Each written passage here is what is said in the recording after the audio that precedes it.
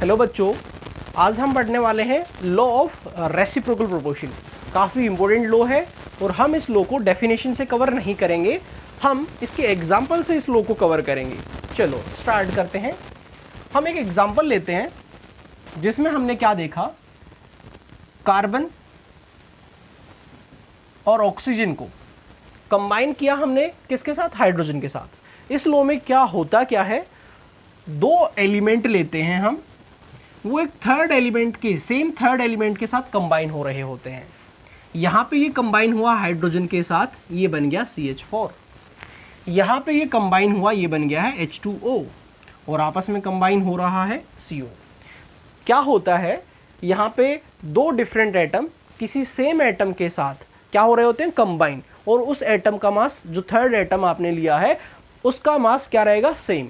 देखिए कैसे, यहाँ पे जो कार्बन का मास है वो है 12 रेशो, हाइड्रोजन के एक सिंगल एटम का मास 1 होता है, तो 4 का कितना हो गया है, 4। H2O में 2:16। आई होप ये आपको पता होगा, हाइड्रोजन के सिंगल एटम का मास 1, 2 एटम का मास 2 हो गया है, ऑक्सीजन के एटम का मास 16। अब हम क्या कर लेते हैं, एक सिंपलेस्ट रेशो देख लेते हैं। यहाँ पे अगर हम सिंपलेस्ट रेशो चेक करते हैं तो यहाँ पे हमारा जो रेशो आ गया वो आ गया 3:1। 4 से हमने कट कर लिया, 3:1। यहाँ पे हम चेक करते हैं, ये हो गया 1:8। चलो अब क्या है, यहाँ पे हाइड्रोजन का मास कितना, 1 ग्राम, यहाँ पे हाइड्रोजन का मास कितना, 1 ग्राम। हमने रेशो देखा तो ये 1 ग्राम यूज हो रहा है, मीन्स कार्बन भी 1 ग्राम हाइड्रोजन के साथ कंबाइन हो रहा है और ऑक्सीजन भी 1 ग्राम हाइड्रोजन के साथ कंबाइन हो रहा है। चलो इस टाइम पे कार्बन कितना, 3 ग्राम कंबाइन हुआ है और ऑक्सीजन कितना हुआ है, 8 ग्राम। अब बताना क्या चाह रहा है, लॉ ऑफ रेसिप्रोकल प्रोपोर्शन। इन दोनों का जो रेशियो है वो क्या आएगा, 3:8। कब, तब ये C और O आपस में कंबाइन करेंगे, या तो आएगा सेम या आएगा फिर मल्टीपल। चलो तो C और O को हमने कंबाइन किया तो आपको पता होगा क्या बनता है, CO2। यहाँ पे हमने रेशो देखा 32। कार्बन का मास 12 है, ऑक्सीजन का मास 32 है। अगर हम यहाँ पे इसको कट करते हैं तो हमारा आ गया है 3:8। 4 से हमने इसको कट किया तो 3:8। हमने देखा यहाँ पे भी 3:8 था और यहाँ पे भी 3:8 है, या तो सेम रहेगा या फिर उसका मल्टीपल रहेगा। तो 3/8 हमने इसको कट किया तो हमारा क्या आ गया, 1:1, मीन्स हमारा रेशो वही आ गया है। आई होप आपको ये क्लियर हो गया होगा। चलो अब मैं कुछ और एग्जांपल देता हूं जिससे आपकी बेटर क्लियरिटी, मतलब कि आपको और समझ में आएगा कि मल्टीपल भी ये हो सकता है। इससे तो हमें क्या है, ये कवर नहीं हुआ कि मल्टीपल भी हो सकता है, नहीं हो सकता। ये रेशियो हमारा क्या हो गया है, सेम हो गया है। अब हम कुछ एग्जांपल लेते हैं जिसमें हम मल्टीपल लेके चलेंगे, जैसे कि oxygen, carbon and sulphur. Carbon को हमने ऑक्सीजन के साथ जोड़ दिया है, सल्फर को हमने ऑक्सीजन के साथ जोड़ दिया है, मीन्स दो डिफरेंट एटम को एक सेम एटम के साथ कंबाइन कर दिया। यहाँ पे हो गया है CO2, यहाँ पे हो गया है SO2। हमने देखा कार्बन का मास है 12, ऑक्सीजन का मास है यहाँ पे 32, सल्फर का मास है 32, ऑक्सीजन का मास यहाँ पे अगर हम देखेंगे तो है 32। ओके, तो ये भी 32, ये भी 32। रेशो निकालने की कोई ज़रूरत नहीं है, मीन्स यहाँ पे ऑक्सीजन का जो मास है वो क्या हो रहा है, 32 ग्राम यूज़ हो रहा है, कार्बन के साथ भी और सल्फर के साथ भी। अब उस टाइम पे कार्बन का कितना हुआ, 12, सल्फर का कितना हुआ, 32, मीन्स ये हो गया है 12:32। इसका हम सिंपलेस्ट रेशो देख लेते हैं। 12:32 का जो सिंपलेस्ट रेशियो आएगा, एक काम करते हैं हम 4 से इसको कट कर देते हैं, ये आ गया 3:8। चलो अब क्या है, अगर इस एटम को और इस एटम को कंबाइन करें तो वो सेम भी हो सकता है या फिर मल्टीपल हो सकता है। देन वो हो गया हमारा CH2।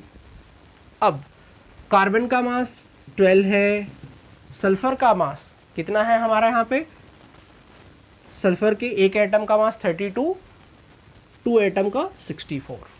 हमने कट किया इसको 4 से, यहाँ पे हमारा आ गया 3 और यहाँ पे हमारा आ गया है 16। ये जो रेशियो है ये है 3:16 और ये जो है ये है 3:8। यहाँ पे आपको पता लगेगा ये मल्टीपल है। चलो कैसे, 3/8 डिवाइडेड बाय 3/16, हमने इनको चेंज किया, देन क्या हो गया 3/8 इंटू 3, 16 ऊपर चला गया है, 3 से 3 हमने कट कर दिया, यहाँ पे कट किया, मीन्स हमारा जो रेशो है वो क्या हो गया है 2:1, मीन्स 2/1। तो ये हो गया उसका मल्टीपल। तो ऐसा भी हो सकता है कि उसका मल्टीपल आए, जरूरी नहीं कि सेम आए, ये मल्टीपल भी हो सकता है। तो ये हमारा जो एग्जाम्पल हुआ ये हुआ मल्टीपल का। चलो मैं आपको एक एग्जाम्पल और दे रहा हूँ जिससे आपको ये क्लियर हो जाएगा और अच्छे से क्लियर होगा आपको। ऐसा नहीं है कि हम केवल एक ही एग्जाम्पल ले रहे हैं, हम एक एग्जाम्पल और लेते हैं जिसमें हमने क्या किया, कंबाइन किया किसको, H को सल्फर के साथ और ऑक्सीजन के साथ। यहां पे बना H2S, यहां पे बना H2O। ओके, अब हम बात करते हैं यहां पे, तब ये इसके साथ कंबाइन होता है तो ये है 2:32, यहां पे ये है 2:16। अब हम सेम भी रख सकते हैं या सिंपलेस्ट रेशियो भी ले सकते हैं। तो ये आ गया 1:8 और यहाँ पे ये आ गया 1:16। ओके, तो उसे हमने कट कर दिया। तो यहाँ पे कितना यूज हो रहा है 1 ग्राम। तब इसका 1 ग्राम किसके, सल्फर के 16 ग्राम के साथ कंबाइन होता है, और उस टाइम पे ऑक्सीजन का कितना है 8 ग्राम। ठीक है, मीन्स ये जो मास है वो फिक्स है, थर्ड जो एटम है उसका मास फिक्स है। इसका 16 ग्राम 1 ग्राम के साथ कंबाइन हुआ, इसका 8 1 ग्राम के साथ हुआ। अब ये दोनों आपस में होंगे तो इनके बीच में जो रेशियो रहेगा वो रहेगा 16:8, मीन्स आप समझ सकते हैं 2:1 ये आएगा। अब हम चेक करते हैं क्या ऐसा हो रहा है या नहीं हो रहा है। सल्फर और ऑक्सीजन को कंबाइन करने से क्या बना, SO2। सल्फर का मास है 32 और यहाँ पे जो मास है वो है 32, ये हो गया 1:1। ओके, तो यहाँ पे है 1:1, वहाँ पे क्या है 2:1। इसका मतलब ये हो गया उसका मल्टीपल। कैसे, ये सोल्व करने को आप ऐसे सोल्व भी कर सकते हो। इसको क्या करेंगे, 2/1 1/1 चेंज करेंगे तो क्या हो जाएगा 2/1 इंटू 1/1, मीन्स ये हो गया हमारा 2:1।